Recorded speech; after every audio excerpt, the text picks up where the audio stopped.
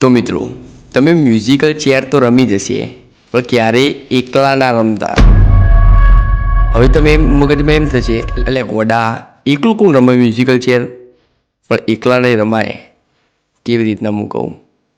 તો તમારે ઘરમાં ખુરશી વચ્ચોવચ મૂકી દેવાની ઘરના, અને તમારા હાથમાં એક પેટી રાખવાની માચીસ, અને એક ટેપ ગમે તે જે તમારો સાઉન્ડ સિસ્ટમ હોય ને એમાં એક ભૂતિયા સોંગ વગાડવાનું, અને તમારે ખુરશીના કોરે મોરે ફરવા માંડવાનું, જેમ આપણે મ્યુઝિકલ ચેર રમીએ એમ.